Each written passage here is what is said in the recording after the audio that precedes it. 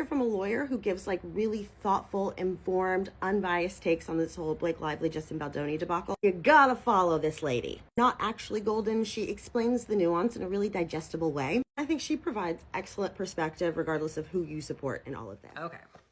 I read it a second time. I think my thoughts have gelled. Here they are.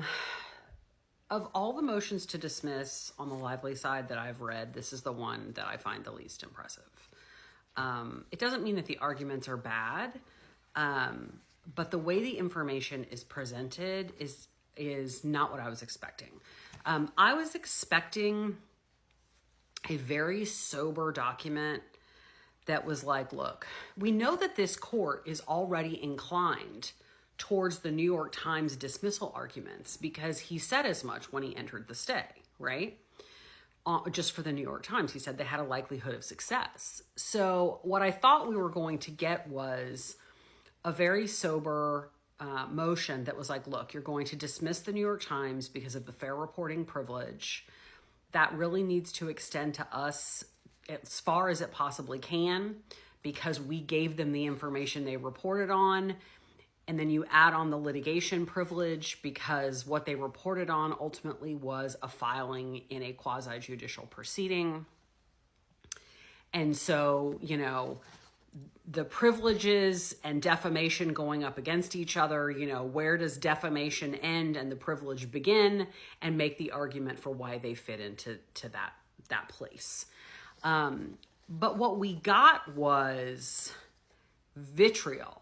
What we got was name calling, the use of a ton of hyperbole, basically saying these people are evil. This complaint, this defamation case is evil. This is retribution. They are out to get me, which, you know, I kind of expected that it would say something like, you know, I'm being punished for having raised a good faith sexual harassment claim and that the court just should not reward them for that. But it was not written with a sort of professional, sobering legal undertone. This was written as fuck them, I hate them more than anything in the world. It comes through. Now, that doesn't mean that it doesn't have legal merit, and I'm going to talk about the parts that I think do. But as a persuasive document, particularly to a federal judge, I just did not find the framing and the wording and the tone to be very persuasive. I found it to be a little sophomoric, actually, at times. Now, to be fair to her, this is a motion to dismiss his amended complaint. So it is about them. It's, you know, she shouldn't be talking about herself. She should be talking about them. But instead of saying, you know, people shouldn't be sued for speaking out about sexual harassment, she spends a lot of time just talking about how bad their intent is.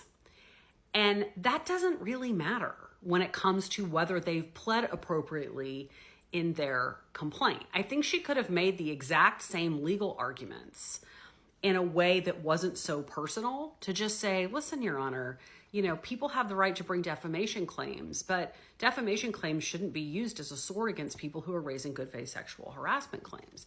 And instead what she does is use words like malicious and other things to describe the Wayfarer parties in Baldoni. And I think it waters down the good legal arguments that she has. So really the issue that she's raising or that she's jumping on is, if the New York Times is privileged in reporting about my complaint, then I should be privileged and protected from having given them the information upon which that privileged reporting was based, right? If they're privileged, then so am I. And then she just has to cover that bridge between the two, which that's one part I do like, where she talks about sort of recognizing that there's the litigation privilege and the fair reporting privilege and what's the bridge in between. But it's not until very late in the document that she actually sets it up that way. You know, again, I thought she was going to tie herself more to the New York Times because we've already seen that the judge is inclined towards that. Hey, the fair reporting privilege, and like, they only got their information from me. So if I'm the one sourcing this, then I ought to be protected right along with them. And she does that, but when she gets to that legal argument, it's after pages and pages and pages of bolding and italicizing and highlighting and saying really mean things. She mocks at one point this idea of, you know, sort of the extortion and her like taking over the movie, right? And she mocks this idea of like, I mean, they dare to say that it was so bad of me to do way more work than I actually got paid for. Oh no, that's so terrible of me. And it's like, you're mischaracterizing the situation. You're mischaracterizing what's being said. I just don't think she needed to mock that. I think it was unnecessary. And again, I thought it just watered down her other arguments. So her legal arguments are good ones when you get down to it, which is the New York Times article is privileged under the fair reporting privilege. It can't be the subject of defamation. The things I filed in court and judicial proceedings are privileged. They can't be the subject of defamation. Ergo, me telling the newspaper about the things in my complaint has to be privileged too. Otherwise, those two privileges don't make any sense. And she cites some law from California about that, which, you know, I want to see what the other side of the law says, but I hear the point that she's making, which is like, if the newspaper is immune from defamation for reporting it, and I'm immune from defamation for filing it in court, then telling the New York Times about the fact that I'm filing has to be immune too. Otherwise, what's the point of either of those privileges?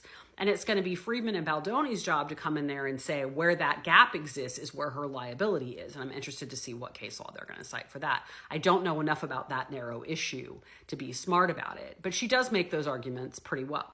She makes a lot of arguments about the fact that they haven't pled stuff correctly, which, you know, everybody has done so far and people do all the time on a motion to dismiss, but that's not, you know, those things can be fixed. Those are, you know, I read many paragraphs where I was like, that could be fixed. That could be fixed. That could be fixed. So those would be dismissal without prejudice, forcing Friedman and company to go back and to plead those things better. But it's weird because she uses the same level of vitriol with like a pleading issue as she does with a dismissal with prejudice issue, like a privilege. Like, it's just, I don't know, the proportionality is off to me. You know, I'm going to save this California law. I'm going to have to do a part 2 because Ryan got a part 2, so she should get a part 2. I'm going to save that for the second part of this. But she uses the 17-point list a lot. She cites to it a lot. She cites to it a lot more. She does mention, like, I complained during the filming, but the 17-point list is clearly a focus of hers. And she makes this weird argument that, you know, as I've said before, the statute of limitations on defamation is only a year. And Baldoni filed his claim in January against her. So she's like, anything that happened before January of 2024 has missed the statute of limitations and it has to be dismissed. And then she says, yeah, and the 17-point list was from November of 2023, so they missed the statute of limitations. And I just found myself saying, did they allege that the 17-point list was the basis for the defamation? I don't think that they did. I think that they alleged that you talking to the New York Times was the basis for the defamation. So, and even if they were alleging that the 17-point list could be part of the defamation, for defamation, every republication is a new offense. So even if all the stuff she said in November in the 17-point list was an original defamation, every time she repeated that for the next year, those would all be actionable defamation too. So there wouldn't be a statute of limitations problem. So some arguments like that, I frankly didn't get. Maybe I just need to read the document again, but that didn't make a lot of walking around sense to me. Okay, part 2, I'm going to talk about the California. Okay, so part 2. So a big focus of this motion to dismiss is something that we haven't heard about until this, which is a California law that is relatively new. And this California law, what it does is it creates a litigation privilege in California, right? So we know there's the federal litigation privilege. This is a California specific litigation privilege. And then there is a subsection that says, by the way, even if it's not said within litigation, good faith communications complaining about sexual misconduct also fall within a privilege such that you cannot sue somebody for defamation for having made those kinds of communications. Depending, this is one of those laws that's like, it's obviously intended to help protect people who are making allegations of sexual harassment. That can be a good thing. It also has a bad side to it, right? Which is it prohibits people who believe they've been defamed from suing the people who've defamed them. I've talked before on this channel about like Trevor Bauer, who has had women accuse him of sexual assault, and his response to that is to sue those women for defamation. So that would stop those kinds of defamation claims from being filed. The problem is that sometimes the guys win. And in Trevor Bauer's case, in one of his cases, the girl who sued him is now being criminally prosecuted for fraud. So, there's good and bad with this kind of thing. But she cites it to say, not only do I have the fair report privilege, and not only do I have the litigation privilege that already exists, this California law attaches to it such that if I do get my dismissal with prejudice like I'm asking for, I get all my attorney's fees paid. You have to be the prevailing party. Remember, we just learned this. I get my attorney's fees paid, and I get treble damages. That means triple. And punitive damages for having been sued for defamation. Now, we're nowhere near anybody being the prevailing party here unless she were to get dismissal with prejudice in this motion.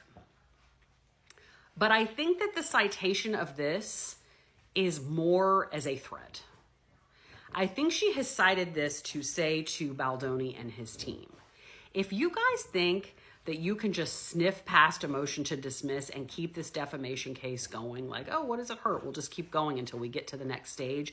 I want you to know that I know that if I ever prevail on this claim, on the defamation claim against me, I'm going to get tons of money and you guys are fucked. So you should drop it now, instead of just saying, well, we'll ride it as long as we can, because that's sometimes what people will think. There's arguments on both sides. So she is holding them out to say, you have more to lose than just losing a motion to dismiss.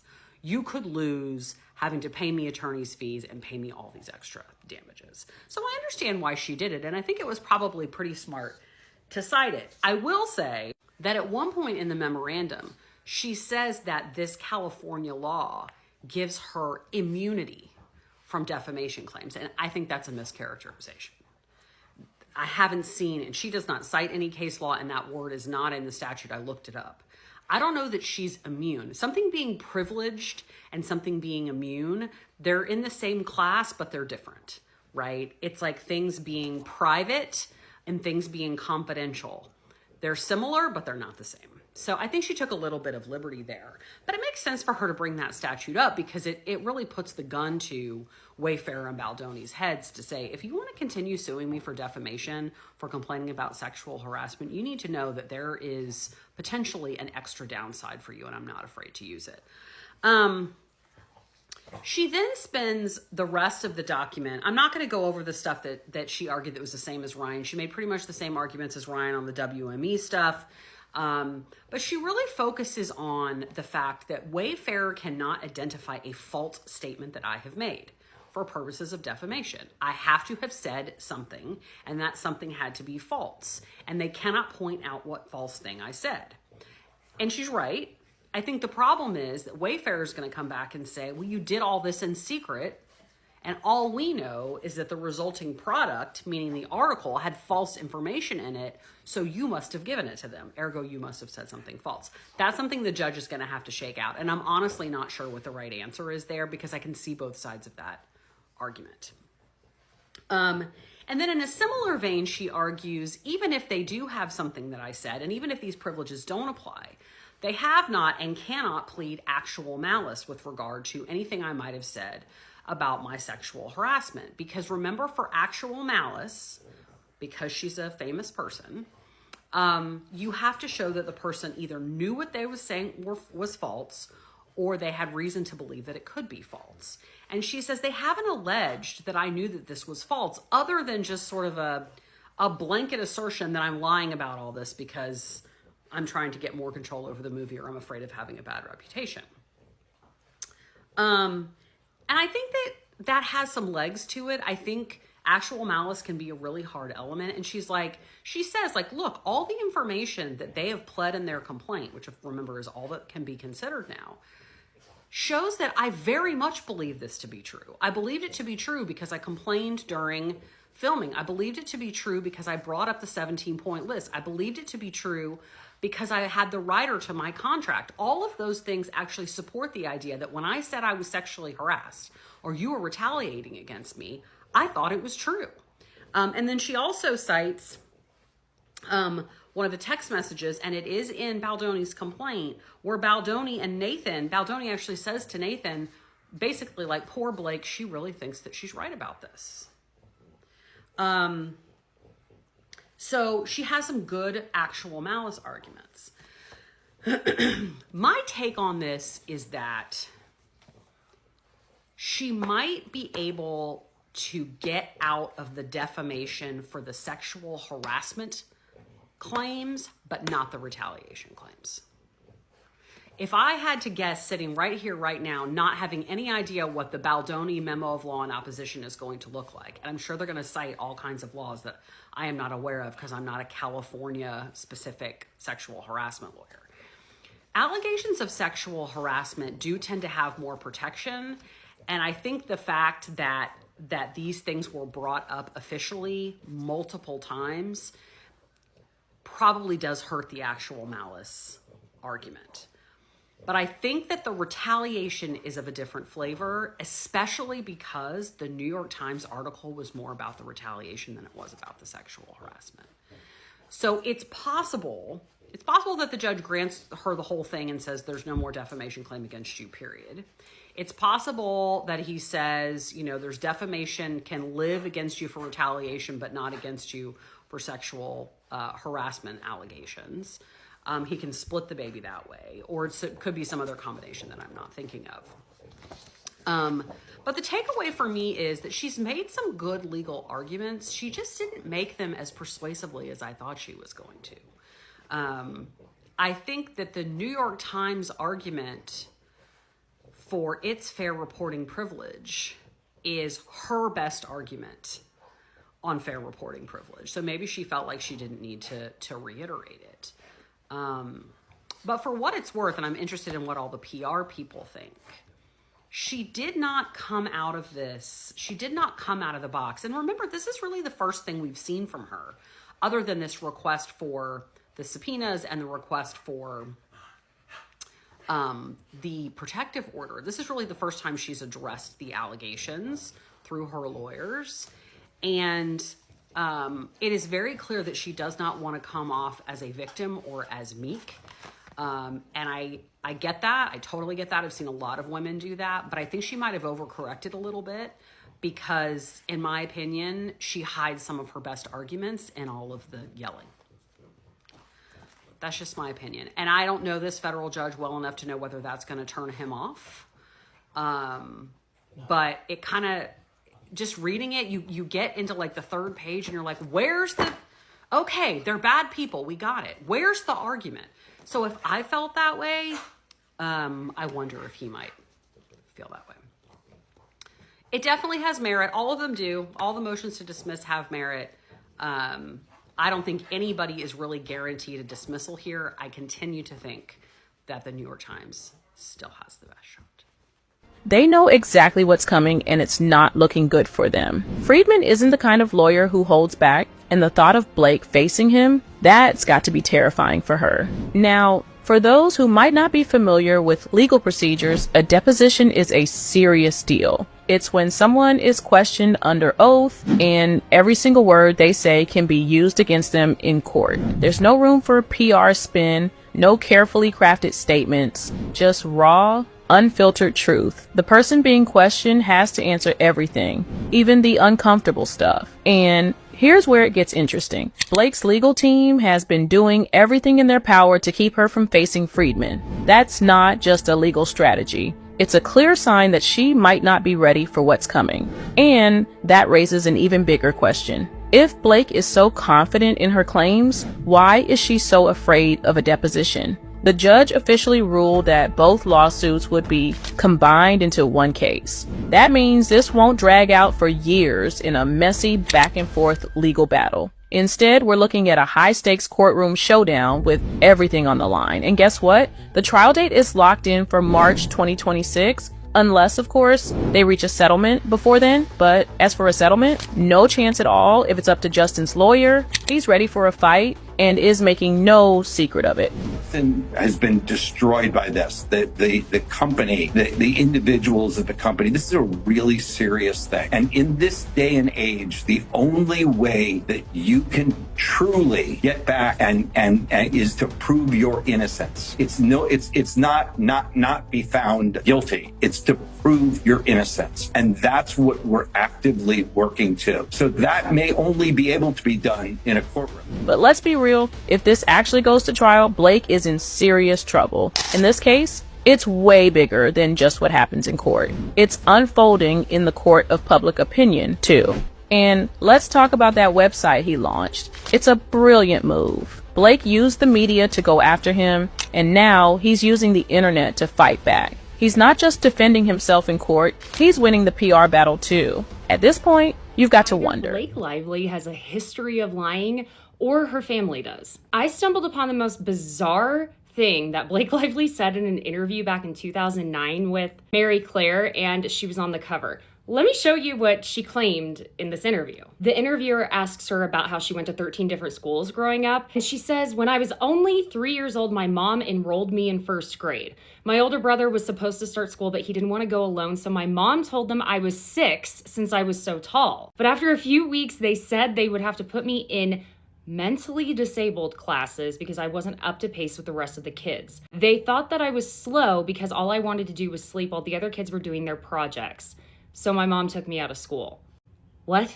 So I was born in California and lived there until I was about 6. And Blake and I technically probably would have been in the same class, let's say. And you have to be 5 years old to start kindergarten. And last time I checked, you typically have to provide a lot of documents when you enroll a child in school. I have a 3-year-old, and when I enrolled him in preschool, we had to provide like the vaccination records from the doctor, which had his birth date and all sorts of stuff. You can't just enroll a kid in school and be like, "Hey, they're old enough. You have to believe me." Putting aside whether she was tall, whether she had a very wide vocabulary for a 3-year-old, as little girls tend to, the difference between a 3-year-old and a 6-year-old is very wide. So either this is complete BS, and she lied to a very large publication like Mary Claire to, I don't know, seem more interesting, or her parents lied to a school for fun because her brother, who is older than her by 6 years, just didn't want to go to school alone. I don't know. I just found this incredibly bizarre. What do you think of this? Do you think that this is possible? Again, put aside whether she looked older and had a wider vocabulary as little girls sometimes do. How? Why?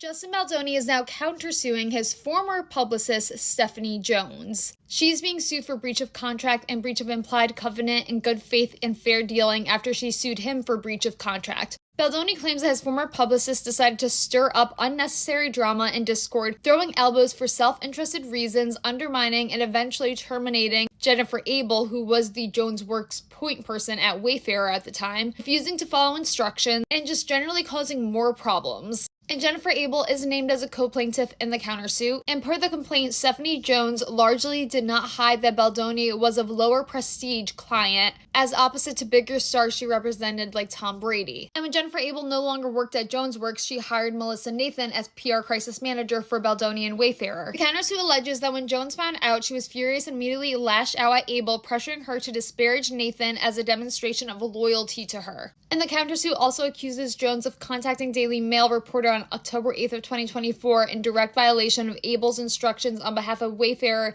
as they had a truce with Lively's team. And after Lively's publicist Leslie Sloan and Sony learned that someone from Baldoni's team had been negatively communicating with the media, Nathan and Abel were left to deal with the fallout. And at the same time, Melissa and Nathan had allegedly gotten word that Sloan had begun planting negative stories of her own against Baldoni's camp. And when confronted by Sony over all the drama, Stephanie Jones allegedly placed the blame on her team, which ruptured her relationship with Wayfarer and Baldoni. On August 21st of 2024, Jones allegedly terminated Abel suddenly, per the complaint, threatening her, seizing her phone, and marching her out of the Jones Works LA office. And remember all the cherry-picked text messages between Jennifer Abel and Melissa Nathan that were included in the New York Times article about Blake Lively? Those all allegedly came from Stephanie Jones, who allegedly went through Abel's phone that day and shared confidential information with Sloan and other third parties on information and belief, no event pursuant to a subpoena or any kind of lawful court order. Brian Friedman says it is undeniable that Stephanie Jones initiated this catastrophic sequence of events by violating the most basic of privacy rights as well as any remaining trust her clients held. No stranger to stirring up crisis scenarios for departing clients, Ms. Jones maliciously turned over communications from the phone she wrongfully took from her own partner to her cohort, Leslie Sloan, immediately after Jones was terminated for cause by Wayfarer due to her own wrongful behavior. Brian Friedman slams Blake Lively's motion to dismiss, and he says that she is abusing the legal system. Friedman tells TMZ Miss Lively's recent motion to dismiss herself from the self-concocted disaster she initiated is one of the most abhorrent examples of abusing our legal system. He goes on to say stringent rules are put into place to protect the innocent and allow individuals to rightfully defend themselves. And he noted laws are not meant to be twisted and curated by privileged elites to fit their own personal agenda. And as most of you guys already know, earlier today, Blake did file the motion to dismiss, and she said that Baldoni violated the law by filing a lawsuit against her because he did it only for revenge. And in his statement, Friedman reiterated, as we said yesterday in response to Mr. Reynolds' same cowardly measures, we will continue to hold Miss Lively accountable for her actions of pure malice, which include falsely accusing my clients of harassment and retaliation. And he summed it up by saying Blake's fantastical claims will be swiftly debunked as discovery moves forward, easily disproved with actual evidentiary proof. And when Friedman says that she's abusing the legal system, he is talking about the California Civil Code that she is trying to use in order to say that Justin's lawsuit against her is basically against the law, the California law. Section 47.1 generally protects individuals from lawsuits when they disclose information about SH, SA, or discrimination. This is intended to prevent retaliatory litigation. So Blake is saying, like, I came out with a lawsuit or the complaint first about SH against Justin Baldoni, and his lawsuit was just a retaliation because I said that about him. But what's interesting is that she is using the California law, but she did file in New York. And like Friedman has said, I think Justin has already proven that she overstated her allegation and falsely accused him. And she's done so with malice. I get what her lawyer is trying to do, and they probably thought this was a really great move, but I think Justin's evidence has already proven that she has falsely accused him. There's no proof that he has SH'd her. She may think that, but there is no proof or evidence behind it.